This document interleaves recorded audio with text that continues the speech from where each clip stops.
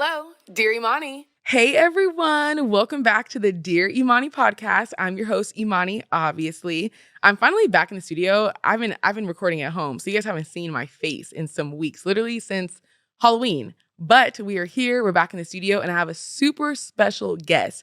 I definitely teased this, but it's my friend, my sister queen, former Miss Virginia USA, a current destination videographer.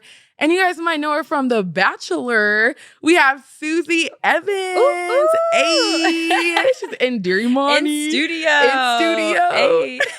I'm so happy to have you. Thank you so much for coming. Oh my gosh, I'm so happy to be here. Like, Yes. I am in your podcast studio. Like, this is crazy. Okay. Okay. First of all, let me just say, if you guys don't know, you might have seen Susie on TV, but she is the nicest, sweetest person in the world. Like 100, like literally. Back at you though, like for real. Not us fangirling over each other. No, I like honestly though, like on the way over here, I was like doing a little story and like I went on a tangent about how amazing you are. And I was like, wait, I actually sound kind of creepy. Like I couldn't post it because I was like, she's the most encouraging person. And I'm like, she's the kind of woman that you look up to. Like, I'll never forget. It was like semi-recently, but I'm like, the word stuck with me when you were like, all these people start YouTubes, all these people do podcasts, and everyone's like, oh, it's so saturated. But it's like, someone's got to make it. And you're like, why not me? Yeah. And I'm like, that's the attitude everyone should have about pursuing your passions and your dreams. And I'm like, that's like true inspiration. Like, I think about those words and I'm like, why not us? Yeah. I was thinking about like, okay, there's like a 20 million influencers right now. Yeah. Are we supposed to watch the same ones until we die? Yeah. So until I'm 80, 90 years old, we got to watch the same bitches? No.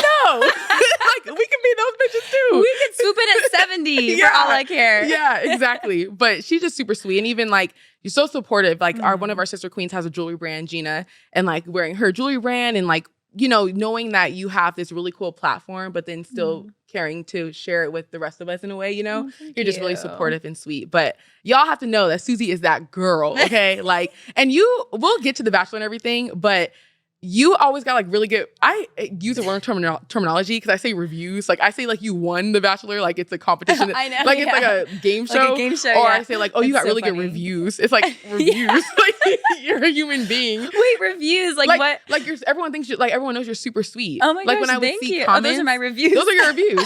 Yeah, your reviews are you're so nice, so genuine. Like friends that I have at work that watch The Bachelor, they were before they knew I knew you. They were like, Susie's just really sweet. You could tell she's like a genuine person, and I'm like, yeah, she is because I know her. But you. yeah, so Oh, we're that's fangirling nice. over each other. Oh my but gosh. overall, thank you so much for coming. Yes. So we met during our reign as Miss Washington USA and Miss Virginia USA in 2020, and you actually went to Miss Teen USA too, I right? did. And you did too, right? Yeah. Yeah. But I think Look we at were us. like 1 or 2 years, 1 or 2 years apart. What year did you go? 2013 in the I was Bahamas. 2011 in the Oh, Bahamas. Yeah. Yeah. So Yes. we both were those girls. We were those girls in yeah, Bahamas. in the Bahamas.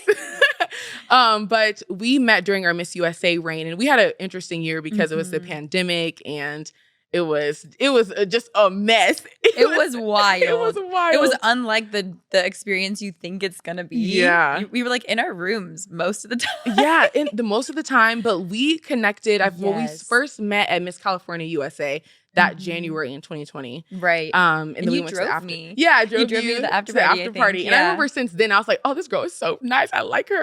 So we clicked there. And then during our whole reign, like leading up to Miss USA, we'd always talk. Yeah.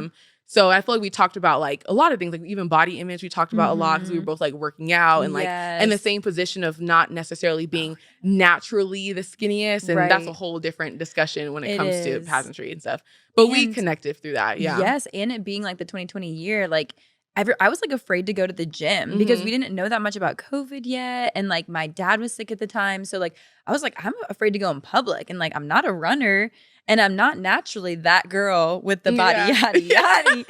So like it was such a struggle, like training for Miss USA and not having a gym to go to in my situation. Like it was so weird. Yeah. So unusual. But yeah, we definitely connected over all of that. And honestly, we're stronger for it. Yeah, no, literally. And then because Washington and Virginia, we were in the same like line Yes. group.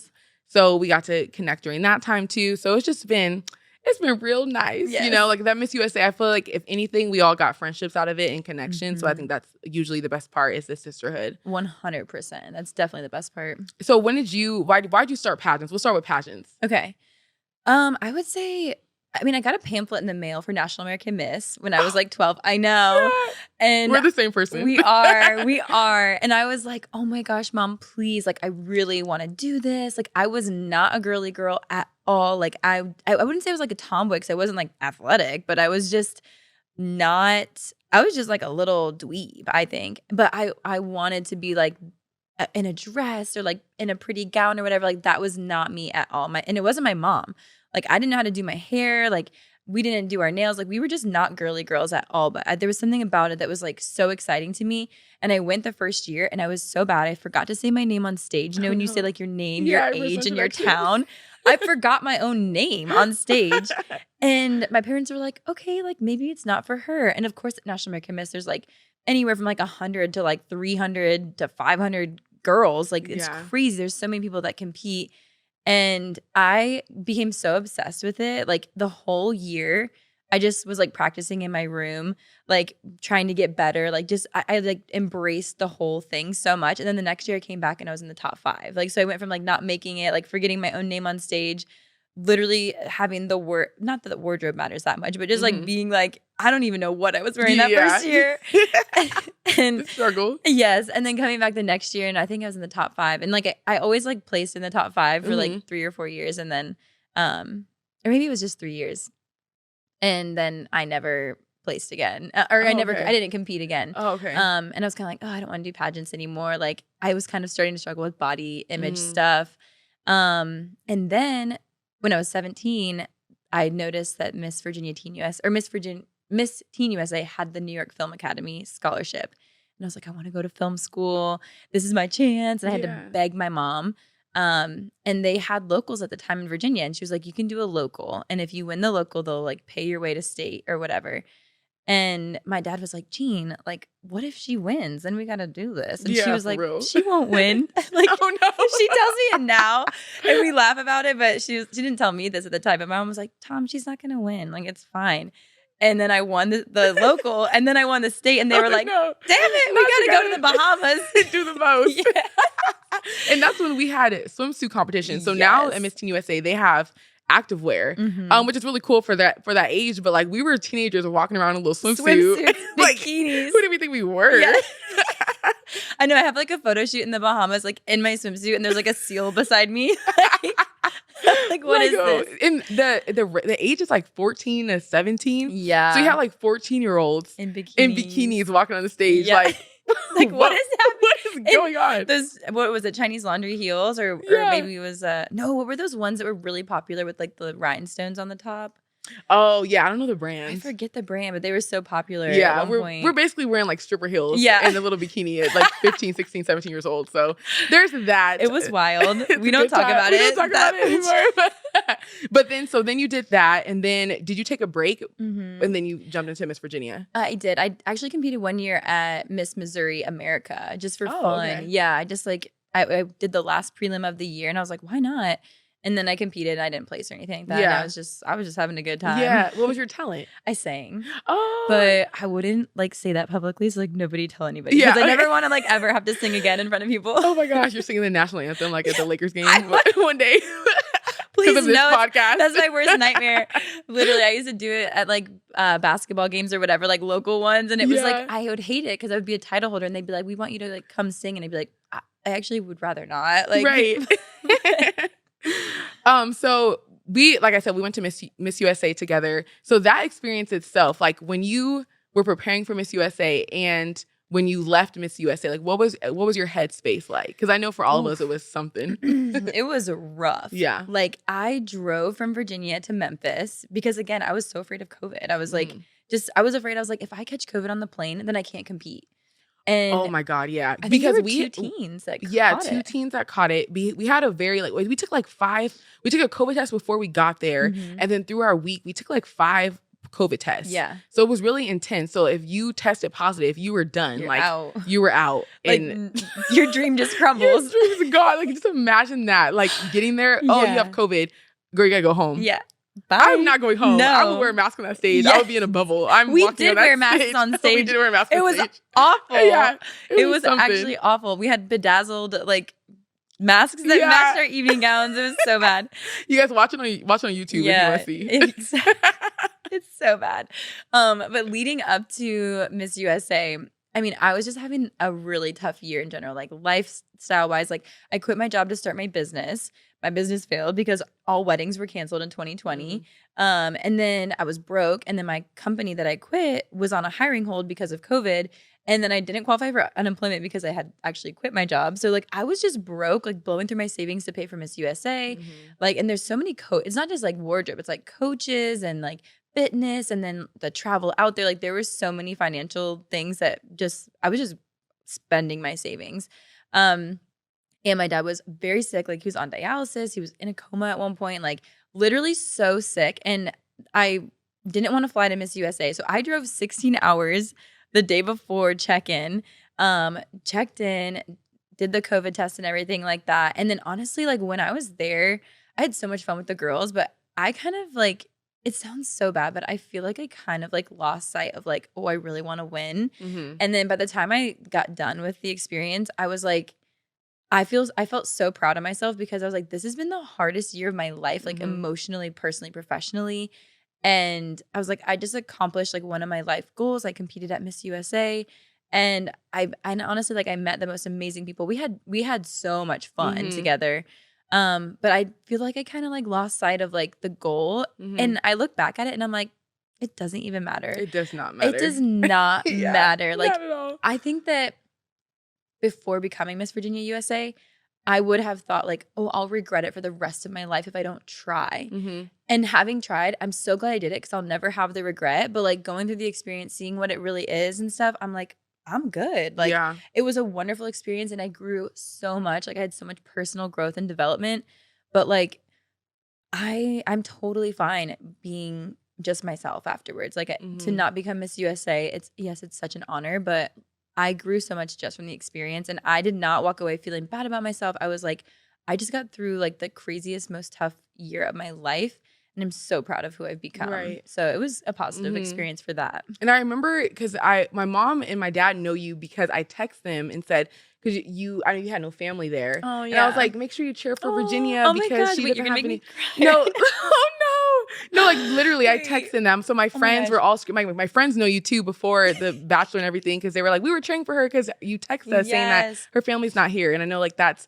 I started crying. Get chills? Like, oh, no, literally, that I remember that because I remember hearing people cheering in the audience. And I know it was you, and I'm trying to think of it might have been Sam's family. Yeah, maybe too. Probably Sam's family too. That meant so much to me because I like. Yeah, I walked out on stage and like I did have people cheer for me, and I was like, "Who was that?" Yeah, it was out there. Me and Sam's family.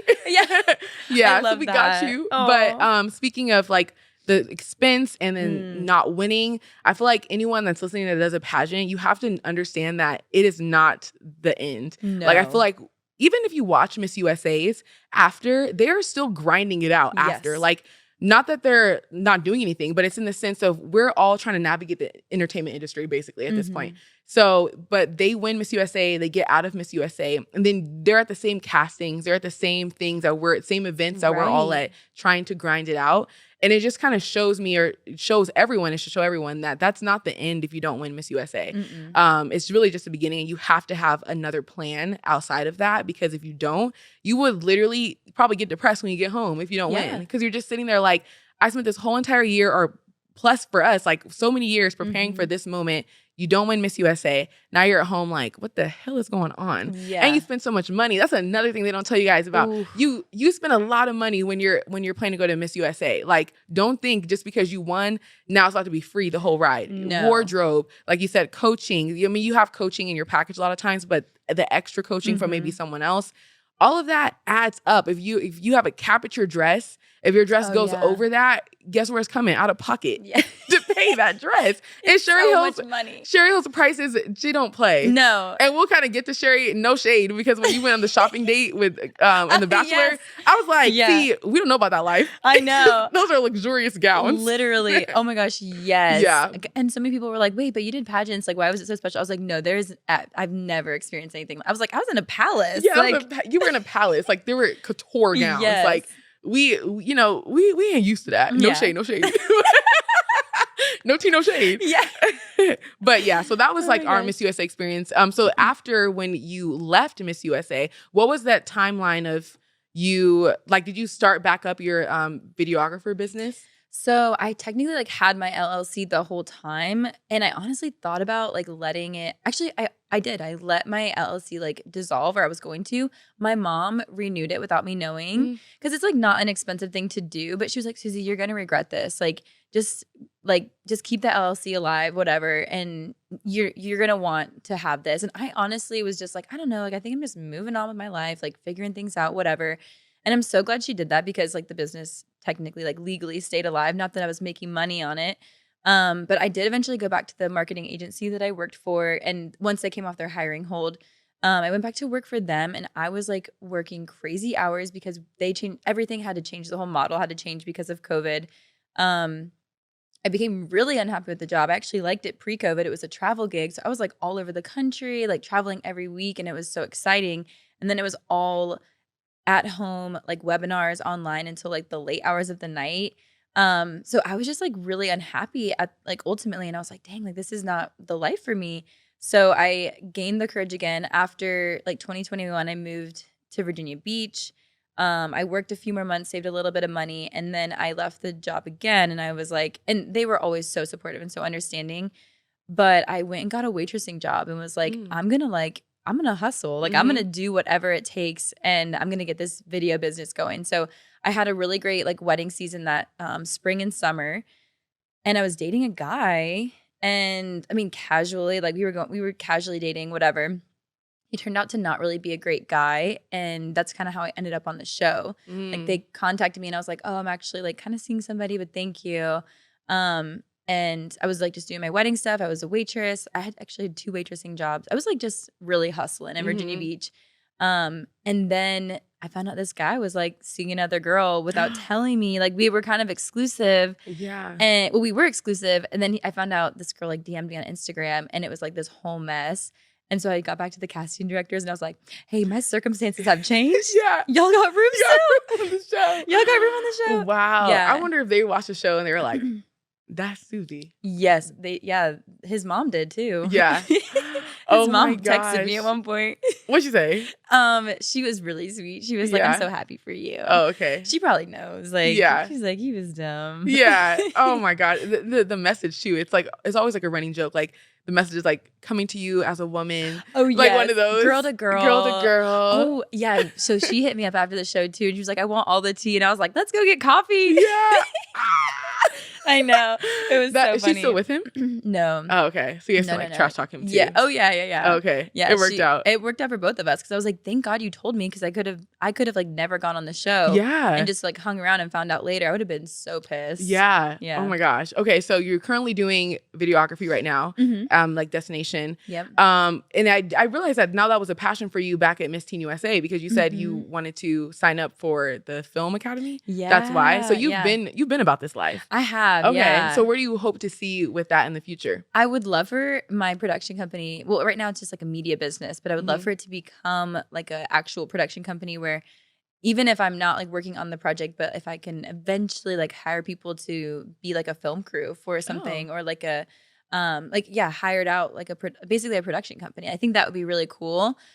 For myself, I'm like, I would love to be able to pursue like passion projects and do like documentaries. I think even at Miss USA, like my kind of like my platform, my social, impact thing was media that matters. So like using social media intentionally, like for me, it would be like film and videography to like tell stories of adversity or, social injustices. And like, unfortunately, a lot of that takes like time and money, and it's hard to find funding. But I'm like, if I can utilize whatever platform I have right now to like get time and money, then I can pursue those passions. So that would be the dream, is to like have my video business not be necessarily about weddings, but to have it be like a docu-series, or even just work on a docu-series, like to see if it would be something that I actually want to do. I'll probably try to apply for a few jobs when I'm out here for like just to work like as a production assistant or a producer on a show. Awesome. Yeah. Layers, y'all. She got layers. I'm telling you, because the thing is, I feel like what happens when people go like we went to Miss USA or you're on The Bachelor, or you do these reality shows like Love Island or Too Hot to Handle. Yeah. It's very like one-sided, and people just feel like, oh, these people are hot and they're on a show, they got verified, and now they're just on Instagram. But there's so many layers to it where people are like working people, and they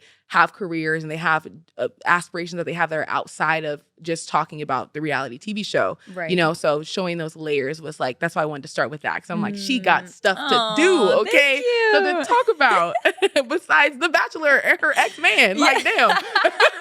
Let me just say this. Imagine you guys, regular people. Imagine you have a man, you break up, and you be going on tours having to talk about the person. Like, you can't even fathom having to do that. Like, you have to do, like, you don't have to do that, but you do that because that's like, that's what you're part of your career right now. Like, that's a whole thing. So first of all, what is that? I'm just jumping the gun. Yeah, go for it. But we're going to get into all the nitty gritty. But what is that even like, having to talk about all of this stuff? It's like, it doesn't bother me so much. And I think a good part of that, a big part of that is because like Clayton and I ended on such good terms. Like we think so highly of each other as people. Nothing like crazy happened. So I think that it's good because we're able to like communicate like what happened in our relationship effectively and like positively. So it's not like the most painful thing. Plus I took like a month and a half, 2 months to really recover and like not talk about it publicly. So like I'm in a better place, and we both are in a better place now. But I think it's wild. This always blows my mind when people go on my Instagram and they comment like on a picture of him and I, like our breakup post, which is so weird that we had to do that, but like our breakup post or something like that. And they'll just like troll us. And I'm like, can you imagine somebody going to like a picture of you and your ex and being like, he was too good for you? Like, can you imagine? Like, in what world? Like, that would never happen in the real world where your relationship isn't public, where it's like you were never hot enough for him or something like crazy like that. And it's like, that is so offensive. And in the real world, that would make people would cry over that. Like, somebody commented that like a year ago about my ex-boyfriend. I would probably be like, I would probably show my mom and be like, this is so rude. Yeah. But like, it happens daily. So I'm like, I just have to laugh it off. Y'all are freaking weird. Like, if you were commenting that under her pictures, you were freaking weird. Like, there's no ifs, ands, about it. Like, why are you doing that? Because when you post new stuff, do they still comment? Like, sometimes, random? yeah. Or they'll tag Clayton and I'm like, leave him alone. Yeah. But, and then imagine him. Like, he's like scrolling. Oh, when I get tagged in. Oh, Susie. Susie's like thirst trap. Like, you guys, don't be weird. Don't be weird. I know. So we're going to get into The Bachelor. So okay, let's do it. Did you watch the franchise beforehand? I did. I started watching when I moved back from Japan in 2018. So like, I think it was Colton's season. It was the first season I watched. And I watched that like religiously. Like I got hooked immediately. Yeah, I think that's was that when Caitlin was on it? Oh yeah, it was. So that's probably also why I watched it. Yes, exactly. Because Caitlin was like the first pageant girl that we were like, oh, this is a pageant girl, Miss USA girl. She was on it, and that's when I started watching it too. And I was invested because I was like, when is this man gonna jump that fence? Yeah, they kept promoting it. They're like, next week on The Bachelor, he's jumping the fence. Yeah, he was never jumping the fence until like the last episode. Yeah, so they kept us like hanging on. And I was there. Yeah, me too. I was there waiting for it. And then when it happened, I was like, oh come on, like it could have been. There could have been more. Right. But yeah. And Kaylin and I actually competed. We never competed against each other, but we competed in Virginia at the same time. So we kind of knew each other.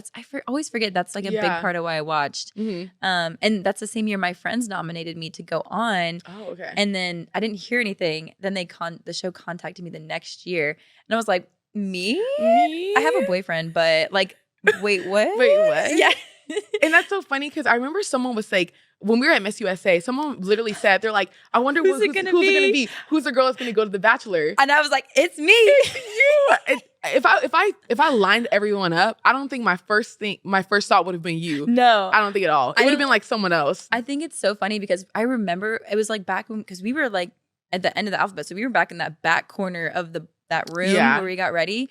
And I remember it was like after all of us lost, basically. Yeah. And somebody was like, all right, well, who's going on The Bachelor? Yeah. And I remember thinking, I was like, well, they've been in my DMs for the past 3 years, so maybe me. But then I also think like I was maybe the least suspecting person because I was like, I don't know. I think I was kind of, at that moment, I was like over everything. I was like, I just want to go back to like normal life for a minute. But well, you're just like not out there in the sense of like an attention-seeking person or not me. Yeah, I mean, you know what I mean?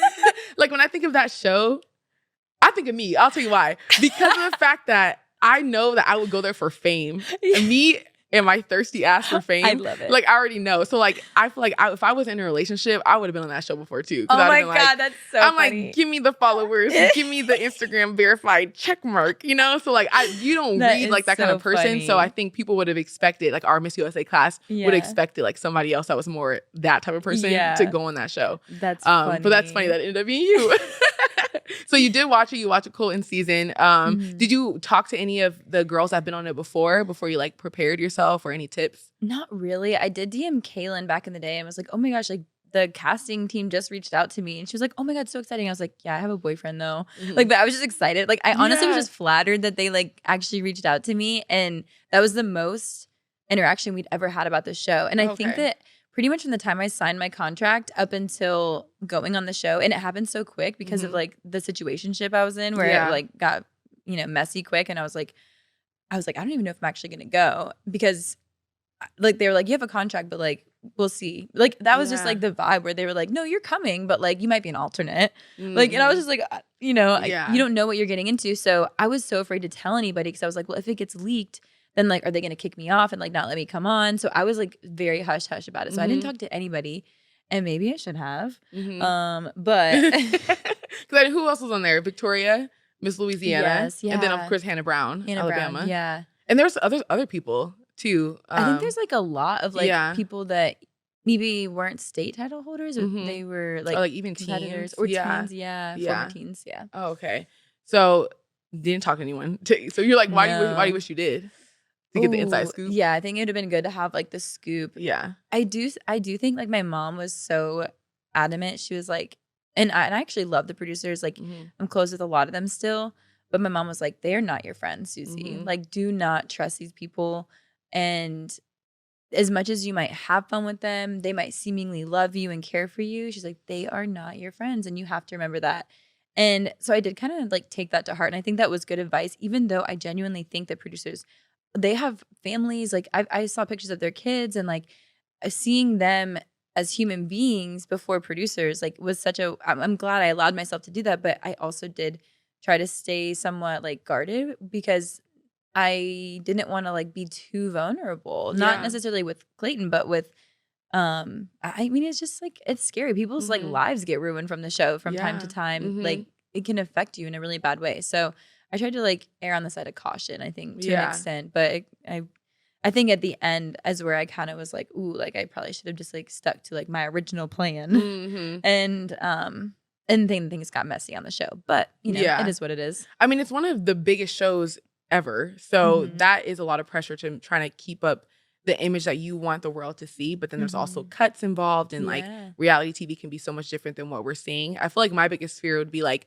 you've lived your whole life this kind of person, and then to get on TV and then something's edited a certain way, but now the rest of the world has to see you in that light when you're not even that person. Right. I feel like that would be like the suckiest part about being on a reality TV show. Yeah. So do you feel like anything was misconstrued while you were on the show? Like things that you wish they put back in? I see. I do think that I was like very fortunate. I didn't have like a crazy edit. Like I didn't say anything that crazy. I don't think. Like the craziest thing that happened was the fantasy suite conversation, which 100% I felt that way. I should have had that conversation off camera. Like I should have just like taken the fantasy suite and like then said how I felt off camera, which was originally what I planned to do. But I also was like acknowledging like, oh yeah, like I've opened myself up for the world to see, and like this is a part of, you know, how I feel in my story. So like I was like willing to say it on camera, because I was like kind of embracing, I guess, the process of like, at least that's how it was like pitched to me, the idea of like sharing that. So I think that ultimately it's like,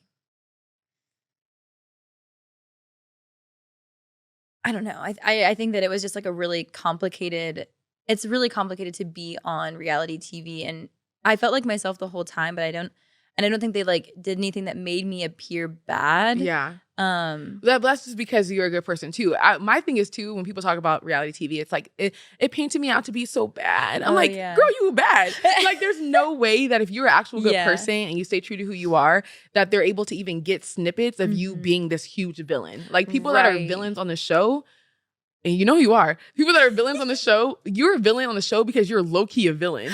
Like, there's no freaking way. Like, there's no way that you, as Sweet Susie, would have been this villain on the show all of a sudden. Like, I don't think they would have even been able to get some clips together to do that. Well, I think some people thought I was a villain because of what happened with the Fantasy Suite stuff. So I'm like, we will get to that. Yeah. Yeah. No. But yeah, I think I understand what you're saying for sure, where I'm like, oh yeah, there wasn't like anything of me. Like, I didn't really talk crap about people. Like, I definitely was careful with my words because I didn't want anybody to be able to cut something up and make it seem like I was doing or saying something that I didn't feel or think or whatever. But I also always joke, I'm like, we are all villains at some point in life. You know what I mean? I'm like, I've definitely been a villain in someone's story before. Never like intentionally, but yeah, I think that there's definitely an element to that where it's like, you got to be, if you're like a villain on TV, I do think that there's an element to you that's like, oh, this was kind of fun. You know, like you're having fun with it. And sometimes it can make you look really bad if somebody doesn't get the humor, or if you're like coming off as a certain way. I think that it can make you look worse than it actually was. But at the same time, like, I think you got to be willing, like, if you're a villain, you got to be willing to have a little fun and like lean into like the villainess side of it. Oh, you know who does pageants now? That's shady for me to even think of her right now. What's her name? Queen Victoria? Oh, yeah. Yeah, she did pageants too, I think. Or she started them after. I think she started after. Yeah. I was like, oh, wait. Look at us, pageant girls. Look at we run in the Bachelor, same circle. The Bachelor and pageants Miss USA segue is just like right one there. And the same, it's one and the same. So kind of going back to that, my biggest questions are always a timeline, like the show itself. And I know there's only certain things that you could talk about, but because I'm just so curious. Like, you know when they do that picture, it's all the pictures of a bunch of girls that might be on the show. And then they delete it. Yeah, like I remember always seeing like an article, like if it's Reality Steve or something, and there's like hella girls. And then they're like, they may be on the show. So do you guys like all do a photo shoot? So I don't know exactly because my year was like right after COVID. And so we did do a photo shoot. But then Clayton, when he was on The Bachelorette, they didn't do a photo shoot. So like they didn't have official like headshots like how we got my year. So I don't know exactly that process, but they do a photo shoot when we got to LA. They like had a photo shoot where we get to like, and they do a video thing too where they ask you a bunch of questions and stuff. And from what I understand, I don't know if it's true because if there was an alternate our season, I don't know. She didn't ever like name herself, or maybe she got, I don't know. So pull to another one, possibly. Yeah. Like I have no idea how that works. Nobody ever told me if there was an alternate or if there was somebody that went home and before ever like getting there. I don't know. Was that a long process? I know yours is different since they reached out to you because that girl, okay, like they reached out to you. But after that, is that like a long process of like background checks? Do you do like they do STD testing? I don't know. Like I don't know how much I'm allowed to say, but they definitely like thoroughly screen everybody for like any background stuff. Like all of that stuff. Like it's a lot of tests and like even a psychological stuff, like evaluation. I think that's really good. Yeah. So I think they're like they try to do their due diligence to make sure everyone is like good to be there. You know. Good job. Good job, Bachelor franchise. That's good. So how were like with the girls? Like I know you're friends with some of the girls now, which is really cool. How was that? I feel like it's kind of the same vibe of a Miss USA situation. It was. But what was that like? It was the best part. Like it was the best part of being there for sure. You don't have your phone, so you're literally just hanging out all day with these girls. And like, there are times when the producers like need you to do something or like be in a certain location, but like you're just there with a bunch of girls. So very quickly you realize like who you vibe with and who you like to hang out with. And it was truly the best part of being on the show. And I say that with so much love for Clayton, but like you never know if you're going to end up with the person at the end. So like I really think that we had a good group of girls. Like I even thought Shanae was kind of fun when I was with her. Like, I mean, there wasn't a single person where I was like, oh, I don't enjoy spending time with this person when I'm with them, you know? Right. Yeah. That honestly like sounds just like pageantry where you don't know if you're going to end up with the crown, but you do know that you can end up with the friendships and the sisterhood. So that's really good.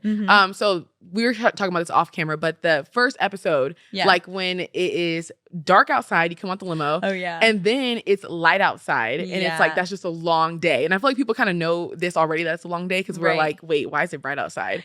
So what is that night like? When you're like trying to fight for attention, like when I think about The Bachelor, it freaks my brain out. Because I just think about this life that world in real life would never like be a thing. Like imagine, let's set the scene. You're at a bar and you see a cute guy and you're like, oh yeah, he's cute. So you walk up to him and you're talking and then randomly this girl's like, hey, can I get some time with him? Can I steal you for a moment? Like, what do you even, in that, in a bar setting, you're like, I'm trying to throw hands. Like, you're so disrespectful for doing that. You know, but like on the show, that's, you know what you sign up for. That's the whole premise of the show. Yes. So what is that like that first night and all of that? Yeah, that's actually so funny. I've never thought of it like that, where you're like going to a bar. Can you imagine?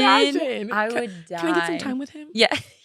Girl, no. No, you cannot. Or it'd be like, if you want to, go ahead. Yeah. But you won't see me again. Yeah. Yeah. And imagine he's like, oh yeah, Susie, I'll talk to you later. Yeah. Hey. Yeah. It gives you a kiss goodbye one moment and then goes and talks with her. Ew. Yeah. So it wasn't as weird as you would think.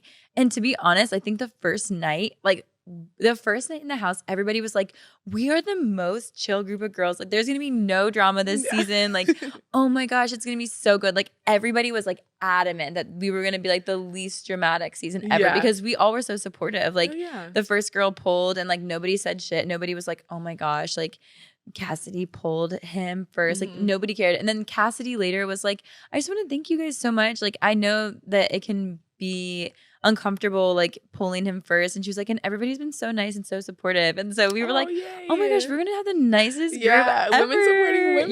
Yes. And then it was like the next morning drama. Yes. It wasn't like as weird as you'd think. Like, I never minded when people would come up to pull. Like, I was like, I know this is uncomfortable. I just hated being the one that would have to go over, because it's kind of like, without saying too much, like, it's not entirely up to you. Like, because we don't know where he's at. It's not like we're all just like running around trying to find him like a little game of hide and seek. Like, sometimes you know where he's at, sometimes you don't know where he's at, and that's probably on purpose, you know? So it's always uncomfortable being the person being like, oh, hey, can I come get some time? But I never minded it when people would come up, because I'm like, I know we all get it. We all got to try to get our time. That is...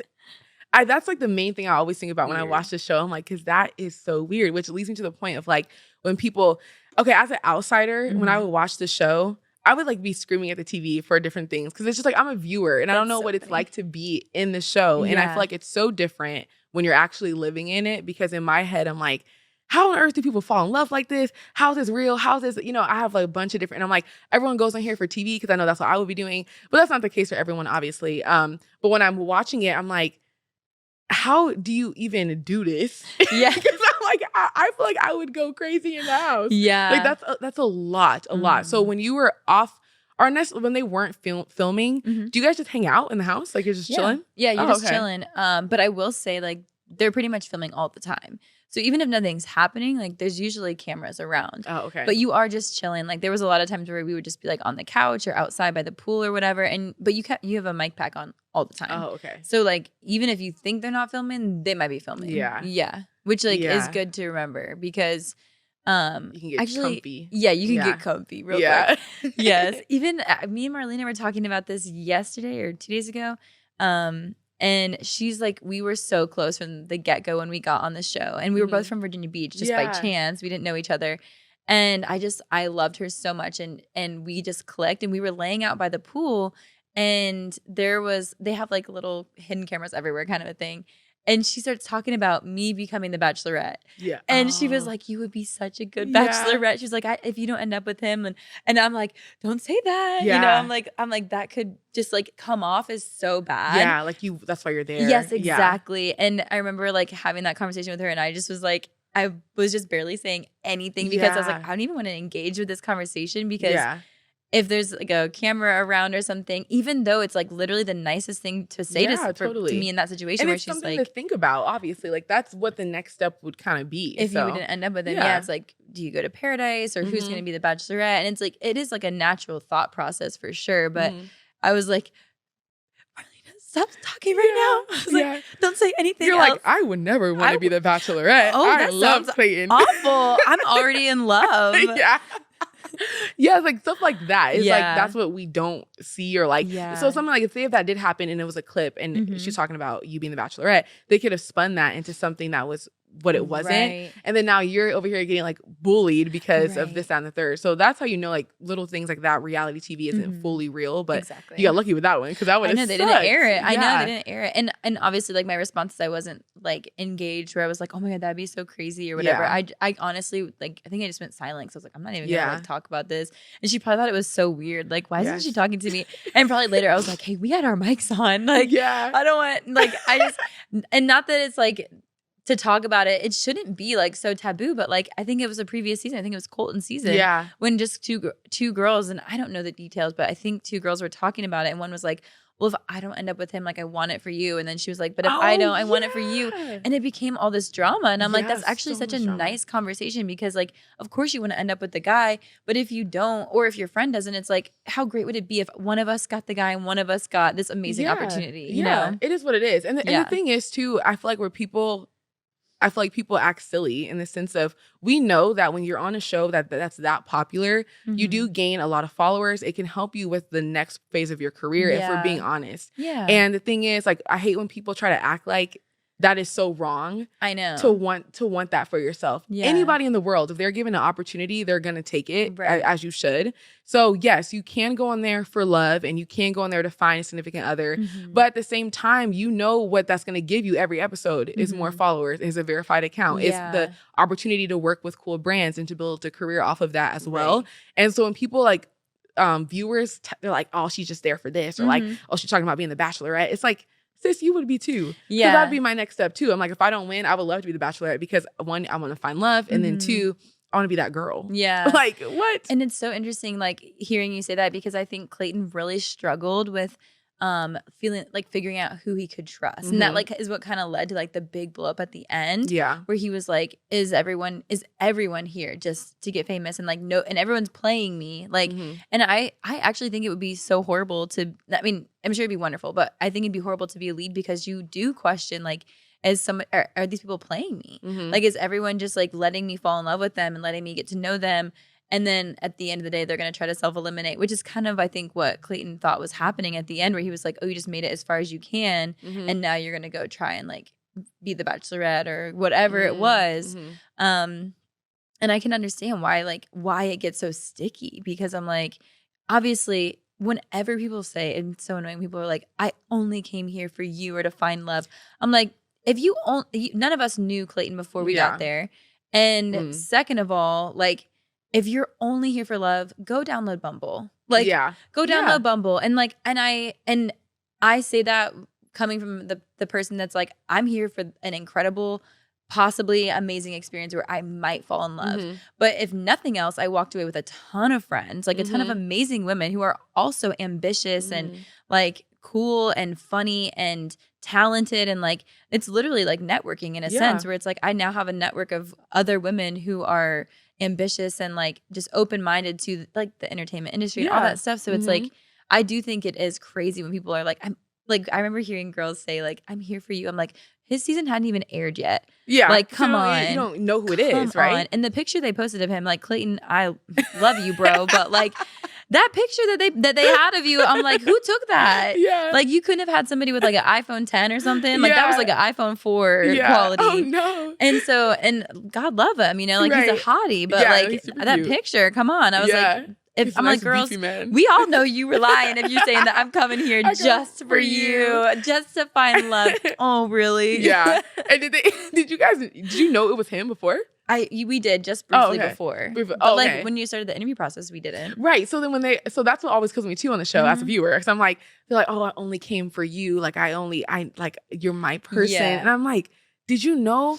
Or did you think it was going to be like Mike Johnson? Yeah. Like, who'd you think it was going to be?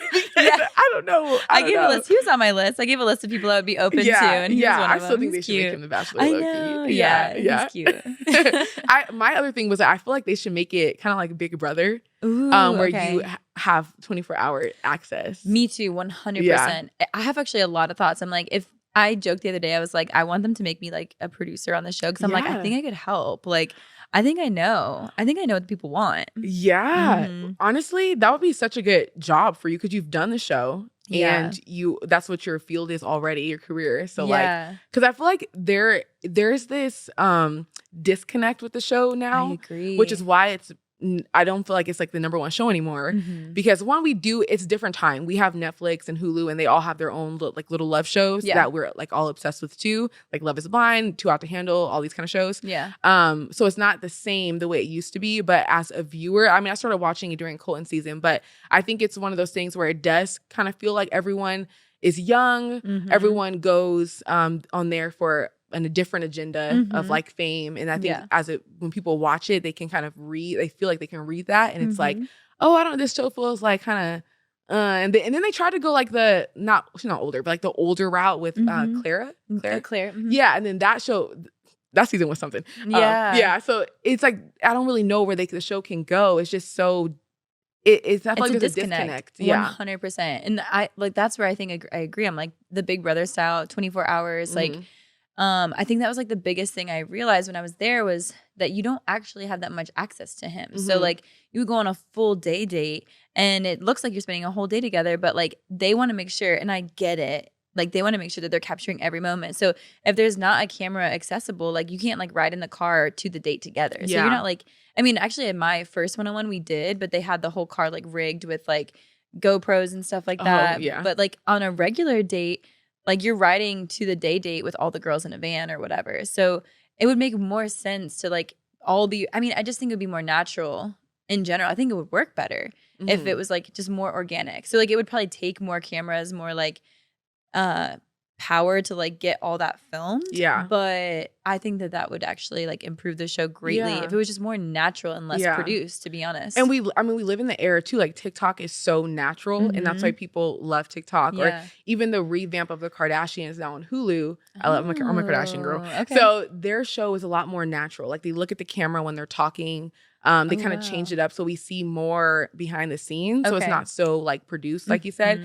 And the other disconnect, I feel like The Bachelor reminds me of Victoria's Secret in the sense of like it is so old school. Like just conservative vibes. Like it just gives off like, okay, it's like it's like The Bachelor is Victoria's Secret, and then shows like Love is Blind or Love Island is a Savage Fenty fashion show. Yes, you know, 100%. And that's where the disconnect is too, because our society is moving forward. Yeah, exactly. Like more diversity and inclusion, but then The Bachelor is still stuck in like this era. I agree. So I feel like that's what a big change should be too. I agree completely. That's like such a good way to say it. And I don't know, I haven't like bought anything from Victoria's Secret in a long time, but I feel like Victoria's Secret, like everybody called them out and it was like, y'all need to change. Like this is messed up. Like this is bad. This is not like progressive. This is not the direction we want to move towards. And everyone stopped supporting them.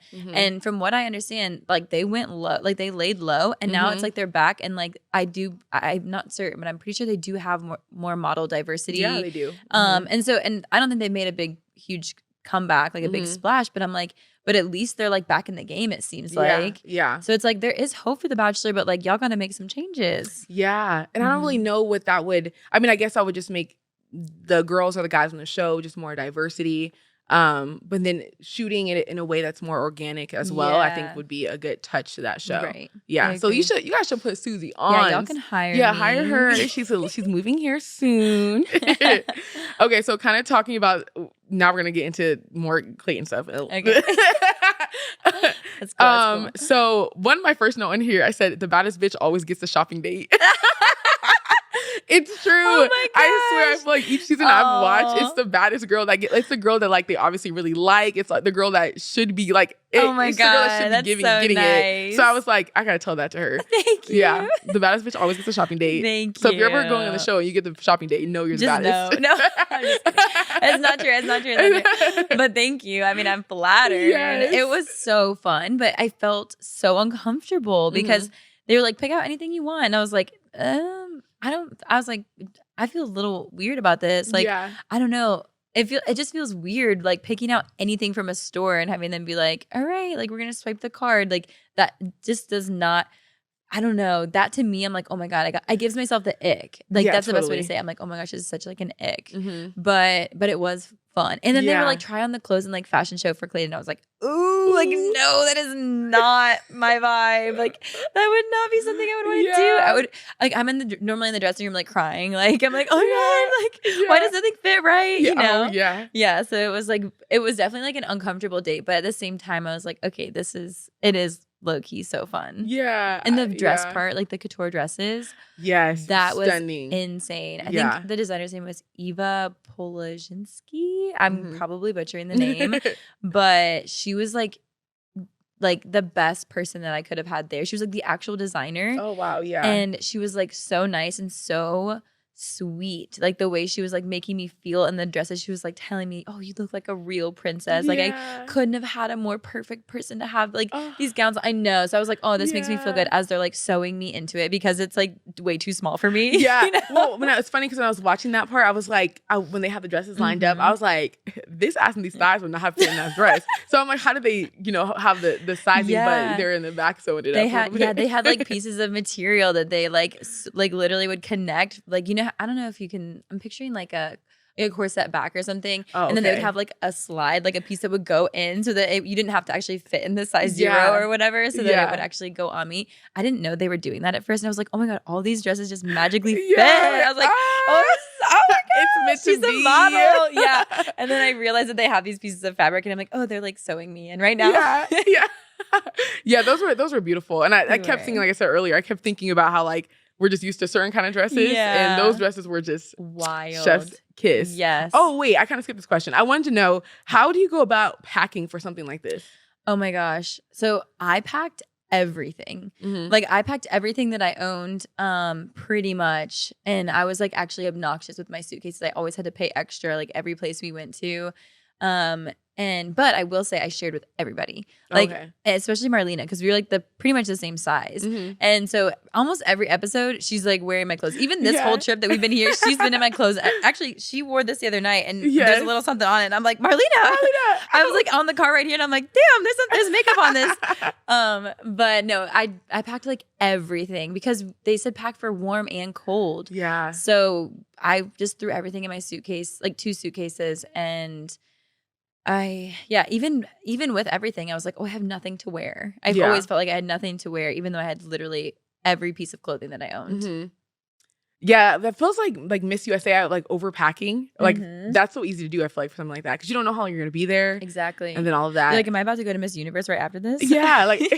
Am I about to move into my New York City apartment? What we all were hoping for. It's fine. We all just went back to our hometowns. Yep. Got back in my car, drove 16 hours. Yeah. And it was just over just like that. So speaking of the show, it's like, what do you think that, so your feelings were obviously there. Yeah. Very valid. Were you surprised that you were able to fall in love in that span of time? Like, wait, how long are you guys even there? Like 2 months-ish. 2 months. So were you surprised that you were able to get that far with your feelings? Or that's something that you've done before, like in a previous relationship? No, I actually think I could fall in love in 2 months easy in the real world. I actually found it really challenging there. Okay. So like when I did tell Clayton that I was falling in love with him, I was like, I'm falling in love with all of what you've shown me. Like, and I wanted to be very specific because I'm like, I have a lot more to get to know, but like everything that you've shown me so far, like I am falling in love with, and I think you're amazing and all these things. But I think like I was so adamant. Again, my mom, I always like reference her, but she's always said like love is a choice. It's your actions. It's like the effort you put in. It's like, it's truly a choice. It's not just like the butterflies or like the feelings you get. And so I like kept that mentality. I was like, it's easy to fall in love. It's literally so easy. It's so fun. I'm out here in like Vienna, Austria, like trying on fairy tale gowns. Like, of course I'm going to like get the butterflies and feel like all this magical, like lovey-dovey stuff.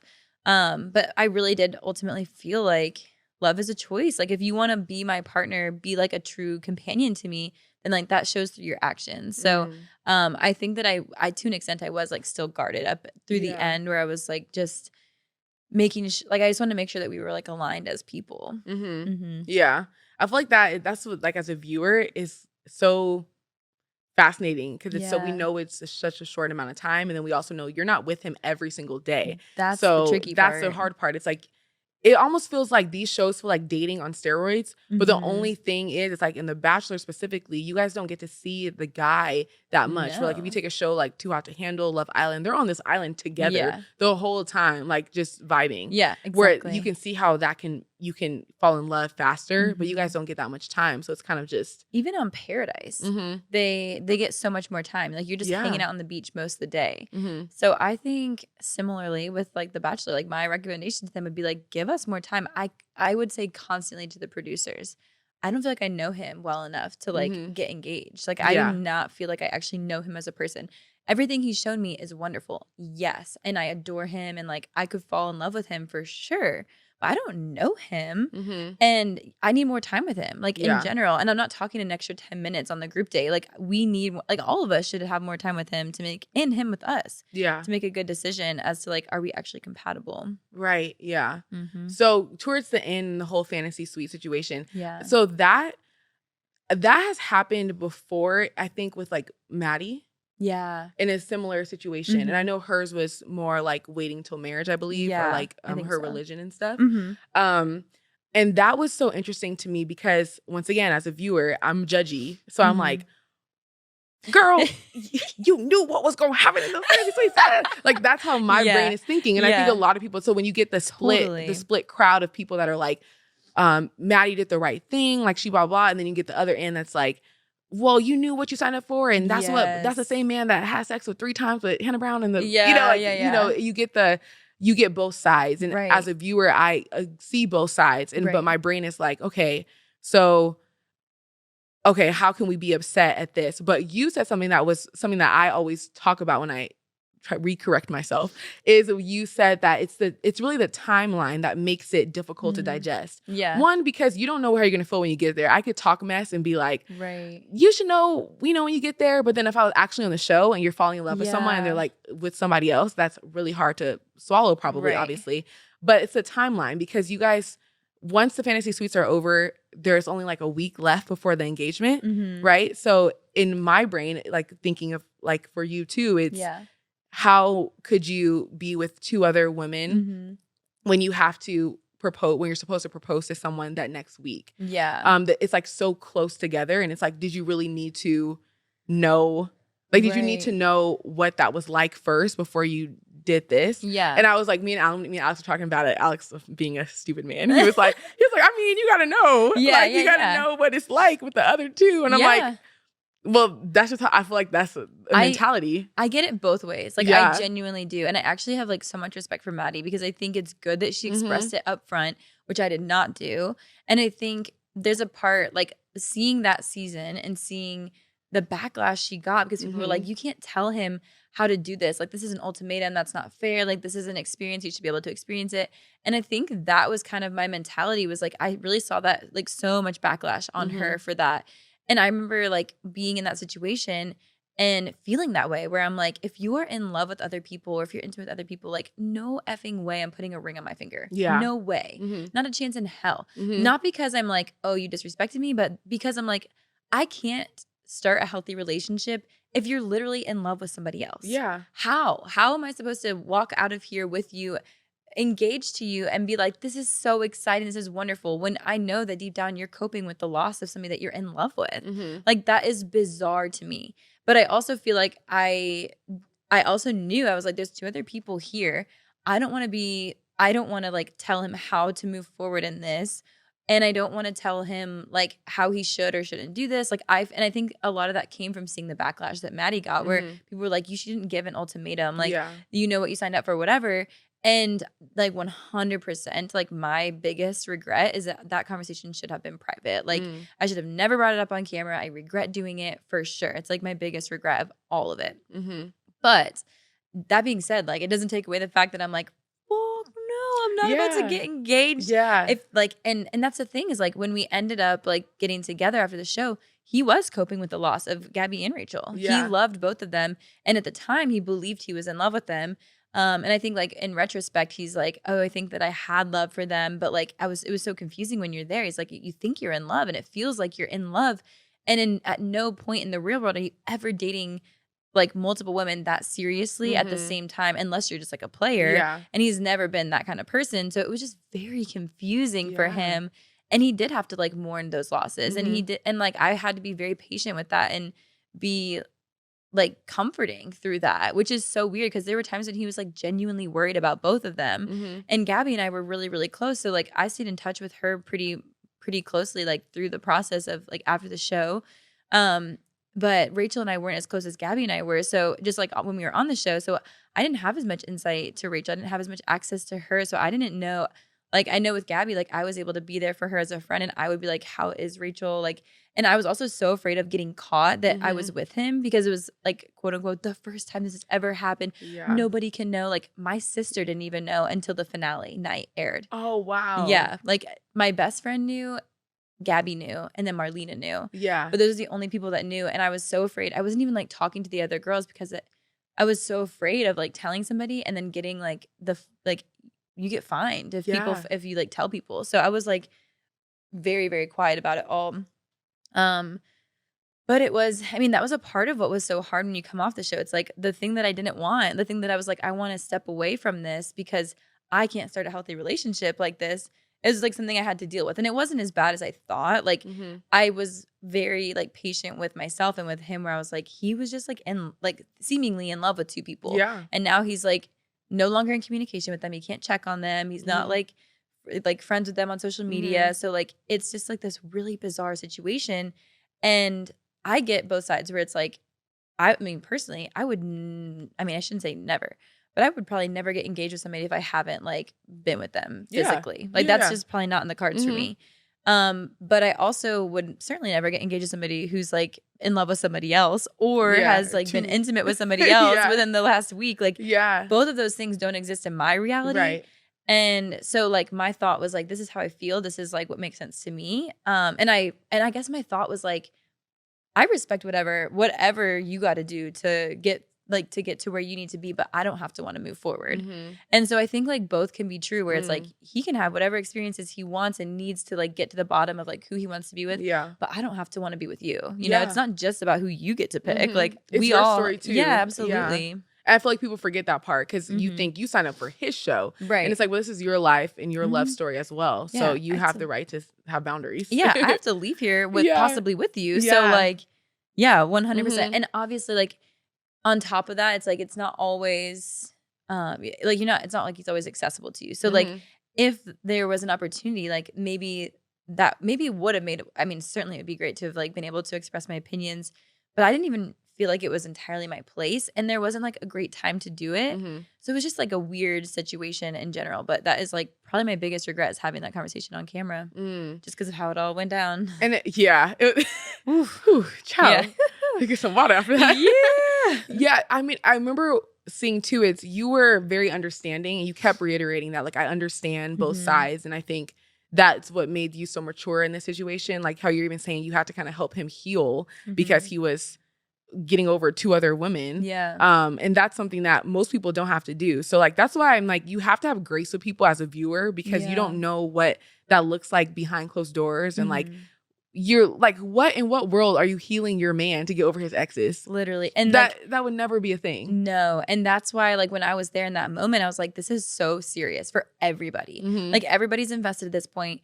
I honestly didn't think it was going to be me at that point either. So I really didn't even think it was going to be that big of a deal. Like, I thought it was like, oh yeah, you're probably not my person, Susie. Yeah. Like, I just thought his connections were stronger with both of the other women. And so I think I just like didn't even, I just didn't even like weigh out how huge that was going to be for me.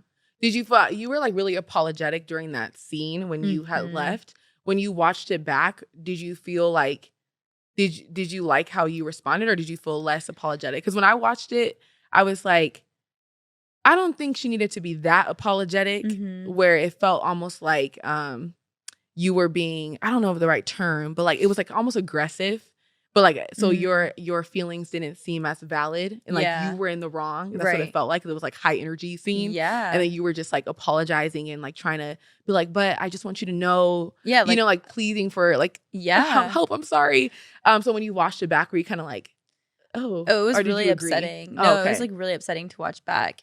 And I think like the only thing that made me feel, it's tough because like what didn't show and is like what Clayton was going through in his mind in that moment, and what I was able to understand in that moment in a way that viewers weren't, was that he thought I was leaving to go be the Bachelorette.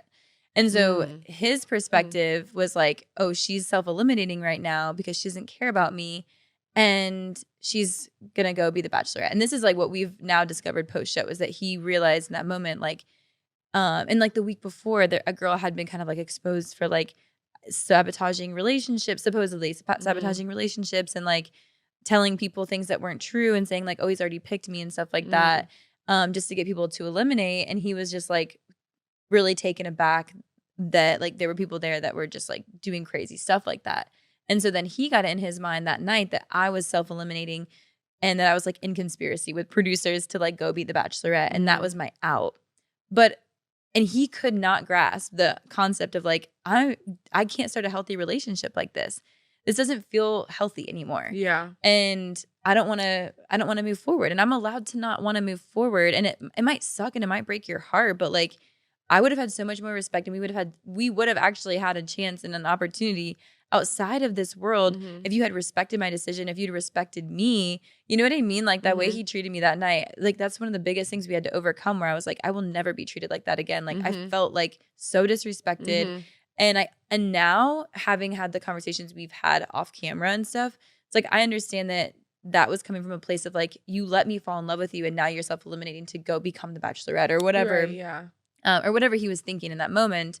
But to me, I'm like, how can you not understand that like this is freaking crazy? Yeah. Like this is a crazy concept to ask me to just be okay with whatever. Yeah. And then want to move forward no matter what. The fact that you're in love. You are in love with two women besides me and me. Yeah. Like how, I mean, yeah, it was just so bizarre. So it was really hard to watch back. And I think that in that moment, like I was so apologetic because I was like, wow, I just like made a huge mess. And I had no clue that like bringing that conversation up on camera, that one, it would like expose the other women, because I think the way I worded it was like, I don't even need to know like who or what or whatever. Yeah. I just know that like if you've been intimate or if you are like in love, like I don't think I can move forward.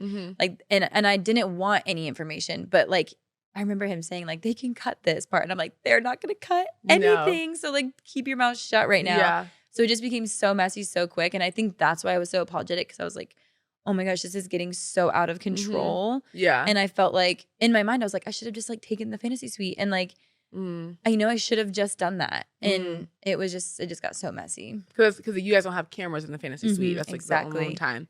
And you can tell during that conversation, he was trying to navigate his words. Like he was like not saying that he slept with both of them, but just in a way that was, and then he finally just said it. Yeah. You could tell that you guys are trying to navigate how to go about it, because the cameras are there, what's going to be in the scene and everything.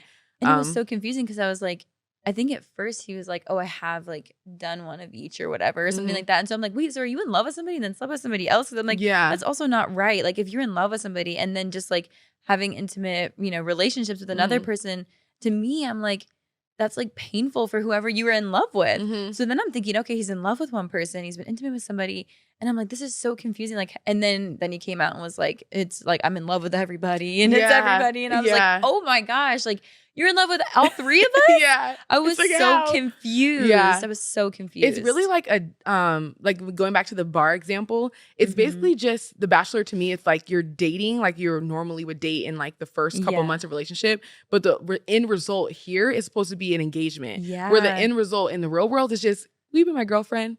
Like that's it's way the range is crazy. Exactly. But it's the same timeline, which makes it really difficult. So when you guys got back together and you guys revealed that at the reunion and everything, were you nervous about how people would receive that? Yeah, I was terrified. I definitely knew it wouldn't be received well. And I think like even one of my good friends texted me like a week before, and she was like, it's not too late to run. And I was like, I can't. Like, and I care so much about him, and I love him like as a person. At the time, like we were just like in survival mode. Like it wasn't like we were in a happy, like, oh my God, this is so exciting. Like it was not good times for us as humans. And we actually flew out to LA a week early because like Clayton was in such a bad place that I was like, he needs to be with somebody. Like, can you fly us out and put us up? Because this is actually not good, not okay. And so I was like very worried about his well-being. And I honestly felt like I was about to be like America's biggest villain because of how everything happened, where it's like I walked away at the end, which is what I needed to do for myself. I was like, get me the hell out of here. I'm not leaving here with you. Like you were, at the time I was like, you were crazy. But then having the conversations that we had afterwards, where he's like, I thought you were like in cahoots with producers and you were going to be the Bachelorette and whatever. And like he was convinced that that's what was happening that night. So like I had empathy and understanding that that's why those conversations happened the way they did, even though I still don't agree with them. But I was really nervous. And I also was like, so many people and women like are watching this, and like the way he treated me, I did think was wrong, especially without the context of like what he was going through internally. And so like for people to see me like take him back, there was a part of me that was like, oh, this is going to be such a like loss for women, you know, to be like treated poorly by somebody seemingly. And well, yeah, I was. And then like to go back to him, it was tough because like at the time, I mean, in all honesty, the right thing to do, in my opinion, was to be with him, like to stand by him. Yeah. Even if it was as a friend. Yeah. Like I was like, yes, we're in a relationship, whatever, but like it's not like we're in this happy, like, oh my gosh, we're so excited. Even though that's how it like played on TV. Yeah. The reality was like we were going through a lot, like deep, dark stuff. And we were just navigating it the best that we could. And like I just had to show up on TV and be like, yeah, wow, this is great. It's exciting. But like the truth was like we were in a dark place the night before. Like it was very, very sad. And in all honesty, like Clayton's a wonderful person. And I think that like when we started dating, I was just like holding on to like the wonderful things that I did see about him. And it's like after the show, things got tough, like in general. And I was like, I just need to like, both of us, we just need to like get through this period and then we'll see if we can actually work in the real world. Yeah. And so we were kind of just in this like limbo of like, this is a weird situation that we're navigating. Let's just like help each other through this. And we obviously loved each other and like cared about each other. And we wanted to have a happy relationship, but it was just dark times, you know? That's the thing that people don't see either. So it's so easy to judge, once again, as a viewer. Everyone's like, why'd you take him back? But also, what's so funny about that is people are such hypocrites because it's like half of y'all are getting cheated on all the time. And you be taking your man back. Yeah. Like your situation is different because he wasn't technically cheating because it was a show. And I'm like, so the girls that are typing that are so mad, I'm like, didn't you just take your man back last week and he been cheating on you all year? Literally. Interesting. Literally. You know, everyone's just a hypocrite. Yeah. And also I think the other half people that are like, we're disappointed is some people, it depends on how you view sex too. Like some people view it like it's a done deal. Like once you have sex, you are my man you are with me. And if you don't view it that way, then it's easier to get over. Like you were saying, like before you marry someone, you'd want to, you know, do the deed, get into it, test it out, take it for a drive. Right, take a road drive before you get to that point. Yeah. So therefore, it would mentally be easier for you to forgive that because you don't look at sex as something that it has to be with the person you are dying in love with or, you know, one of those. But some people look at it like that. So I think when they watched you take him back, it was also kind of like, I can never do that. Like he slept with 2 other women. Like how gross. Like, you know, and I'm the same way in the sense of I would have been able to get over that too, just because I'm like, people be fucking. Yeah, people be fucking. Yeah, it is what it is. It is what it is, honestly. And I think that like for me, I think also coming from the situationship that I was in beforehand where we were like exclusive and then I found out he was like actually with other people. Like that was so painful. Yeah. And like coming onto the show, it's like that probably left me with a piece of myself that was like very guarded in that sense where I'm like, oh, like the physical and emotional connection were hand in hand with me in that little, you know, fling that I was in. And I was like, and that was so painful when I found out he was with other people. So like I literally had that and like a month later it was like on the show. So it's like that was probably like a sensitivity to me as well, which like I think I would still feel the same way today where I'm like, I'm not getting engaged to somebody in a week. And like in the show, it's crazy in general, like to get engaged. But like, I just think at the end of the day, it's like I probably was like very sensitive to having come from that previous experience as well, like right before, you know? And how's your friends and family and even the girls on the show, how did they take that when you guys were back together? I don't think great. My parents were supportive of me, like no matter what. They met him and they thought he was like very nice and they loved him. Like, and he is like a genuinely good human being. Like at his core, he is a wonderful person. I think like it was really hard to watch that fantasy suite date night. It actually makes me emotional when I think about it because I was by my brother when we were watching it, and my siblings didn't know exactly what happened. And I think my brother like kind of knew I was with him, but I hadn't like exclusively told him yet. And we were sitting beside each other at my parents' house on the couch. And he like looks over at me and he like, it makes me want to cry when I say it, but he like looked over at me, he grabbed my hand and he had tears in his eyes and he was like, I'm so proud of you. And I was like, oh my gosh, like that just meant so much because like he didn't even know what was going to happen, but he was like, most people would just like take whatever and be like, oh, I'm okay with whatever. But he's like, you like held true to who you are and like what you were feeling in that moment. He's like, I'm just so proud of you as a person. And yeah, and then like the next week he was making fun of Clayton. Like when I was literally with him and he didn't know Clayton.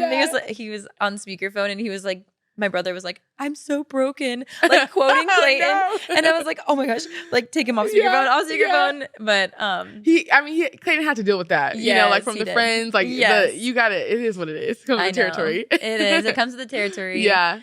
Clayton called him out when he met him. He was like, you were on speakerphone when you were saying that. Yeah. That's so funny. I think what you guys showed, you and Clayton, and you specifically showed, it's okay not to know. And I think people need to see that. Like, once again, people can be so judgmental as an outsider, but it's like, we all don't know what's going on in life a lot of times. And we don't know how we're going to, you know, navigate the next relationship or navigate our current relationship. But you guys went through a hard time, got back together, and then it didn't end up working out. But when you were on the reunion, it's like you didn't have all the answers. And it's okay not to have all the answers. I think people expect you guys in those positions on those shows to like have an answer. Right. Say it, even with pageants, like have an answer, say it correctly, end it with the period, and that's just what it is, you know. But there's so many layers to it that you guys probably had so many conversations outside of the show when the show was over that people never even heard, obviously. So, and you guys were able to make that work at the time. So towards the end, so when I saw that you guys had broken up, it was like, I swore there was like a post of you guys like doing an ad or something like before, or just a right post before, together. So when I scrolled and I saw that, I was like, hold up. They were just together making coins. Like, what is going on? So that's so funny. What was that timeline? Like, was there a moment when you knew like this was not going to work out? Yeah, I think so. So, I always say, I'm like, before anything, like we at a human level love each other, respect each other, care about each other. And actually, after we broke up, we spent like a week together in the apartment that I lived in Virginia Beach before he moved to Arizona. So like, and we were civil and like it was normal, whatever. It was not like weird. I mean, one night was weird because it was right after we broke up and he was like very upset, like very like didn't want to talk to me and stuff like that. And I'm like, okay, like whatever, like you're in my house. Yeah. But okay. Okay. Yeah. And then the next day he like came to me and was like, I don't want this to like be weird. And like, I love you so much. And I do want to end things on like positive terms or whatever. So then it was like totally normal from that point on. But it was like right after we had a trip to Bali together and we just weren't working. Like we were not I would say we weren't collaborative in the way that we live our lives.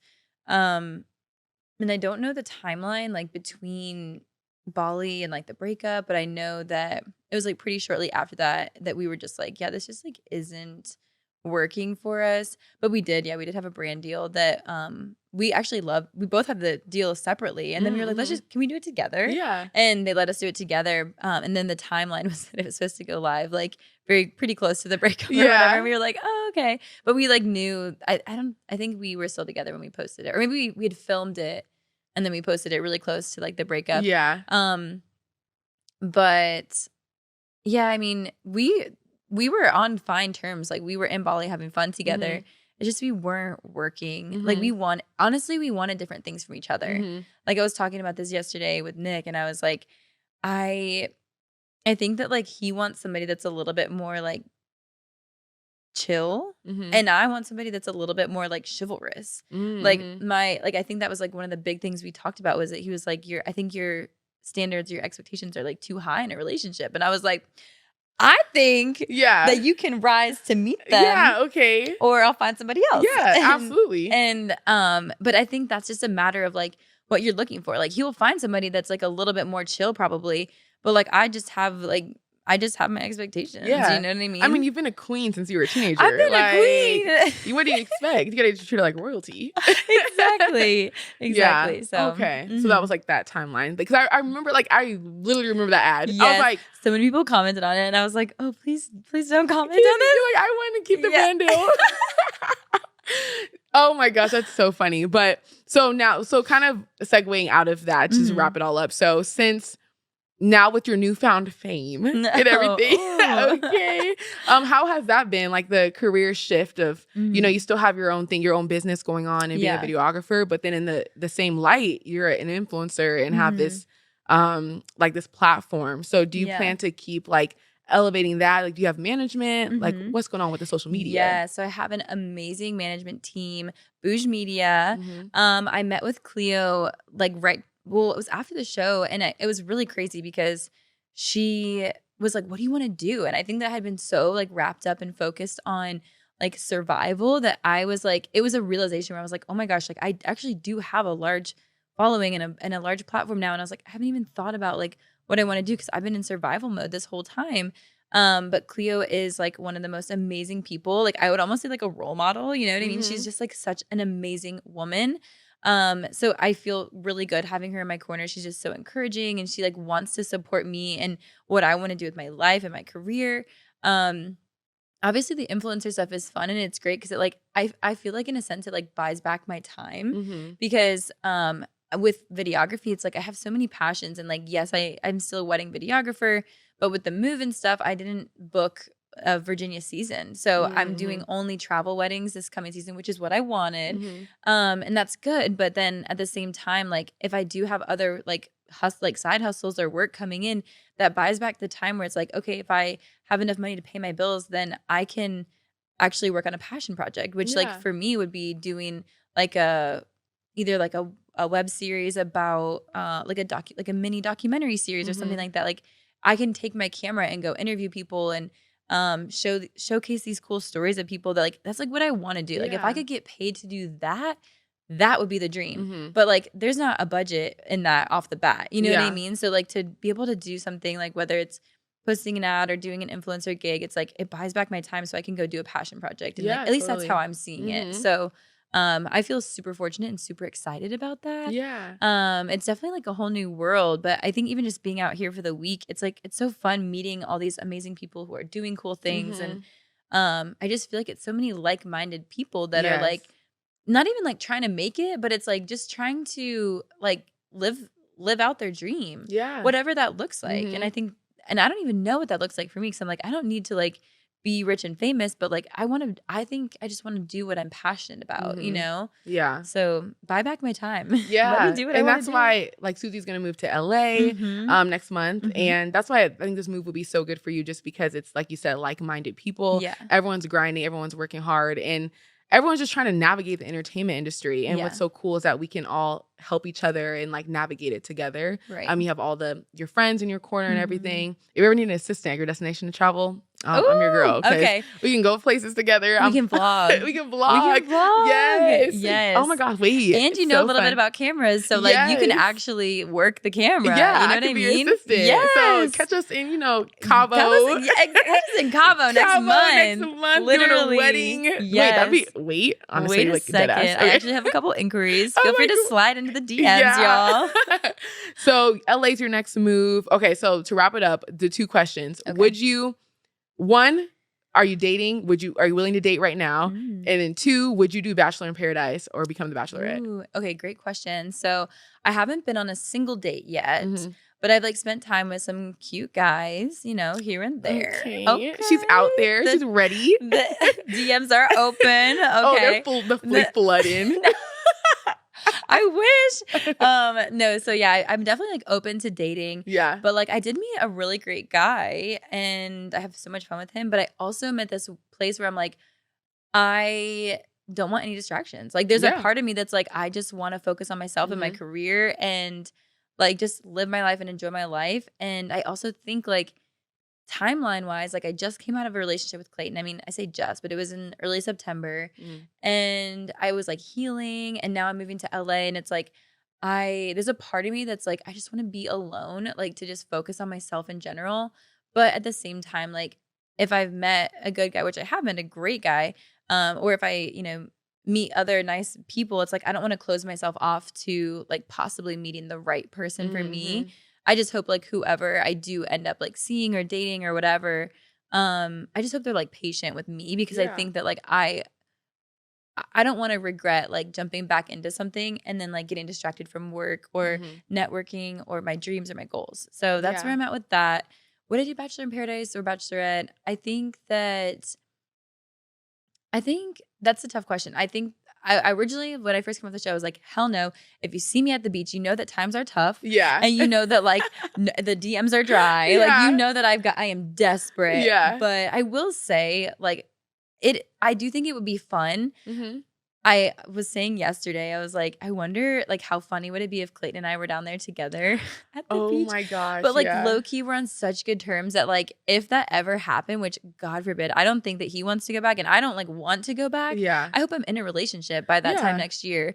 But I low key think it would be so funny and such a great like storyline if we were down there together and like supporting each other through it. But I don't like anticipate that. And like I think that Clayton is genuinely looking for his person, and I know I'm also genuinely looking. Yeah. I don't know that like reality TV is the best place to find it, but I'm open to it. And if they want to make me the Bachelor, they're gonna have to make me an executive producer on the show. You heard it here first. No, those are my demands. Those are my demands. No, that would be such a cool opportunity though for you to be like a producer on the show. Right? It just is like full circle. I would need like a lot of creative control though, because I'm like, we got to change some of the process around here. Yeah, change the game. Make Change it more updated 2023 vibes. Exactly. It's giving 2006. It's giving 2006. It's giving 2006. Yeah. Oh my gosh, this was so fun. So fun. Yay. Thank you so much. Of course. Thank you so much for coming on Dear Imani. I can't wait for her to move to LA because then we'll be around each other all the time. I know. I'm so excited. It's going to be so much fun. I'm so excited for you. Yes. The opportunities are going to flow, your career, everything, your love life, all of it. We'll see. We'll see. So if if you're interested, slide in her DMs. Slide in. They are open. They're open. They might be in the request section for now, but you'll get to the main line maybe one day. Yeah. But thank you so much. Thank you guys so much for watching and listening to the podcast today. This was such a cool and exciting episode. Thank you so much to Susie, my friend, my sis, for coming on the show. And I will see you guys next week. Bye. Bye. Hello, Dear Imani.